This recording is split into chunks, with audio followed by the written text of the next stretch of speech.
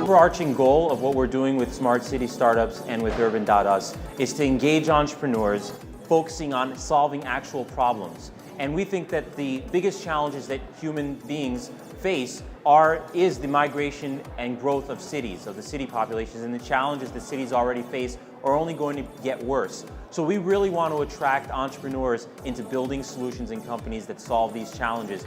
We look to governments, and we very often it's very easy to say, why don't they do something, right? So why is procurement difficult? Why don't they buy more innovative services? I don't think people would be comfortable with the idea that the day-to-day operations stop. So, on the one hand, I think it's a little bit unfair in some cases to judge, the people that just keep things on, that frankly, if your sewage stopped working, or your water stopped working, or the roads stopped working, you would notice very quickly. But the flip side is that I think that people have a lot more power to make it safe for local governments to experiment. But I think people have to find ways to express that. I think Smart City Startups in itself is helpful just in its existence. Whereas if you just even a couple years ago you said, oh, I'm trying to innovate with government, people's eyes roll over. Or even now today when we tell investors, that, hey, we're selling to the government.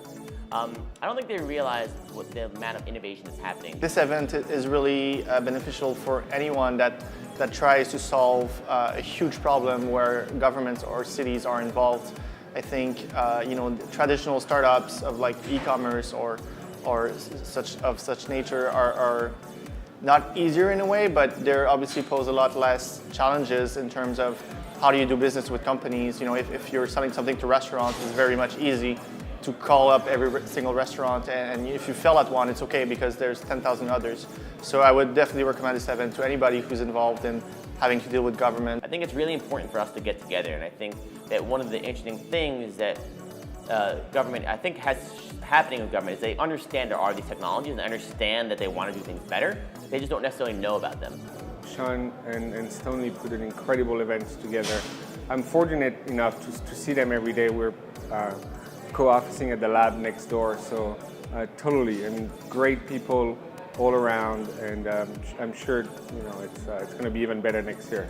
I think what Urban.us is doing is really great. I think this is a brand new startup ecosystem of startups trying to solve urban problems and try to think outside of the box and really change how governments operate cities. Our view is we don't really care where the companies are based. What we care about is, are they solving an interesting problem?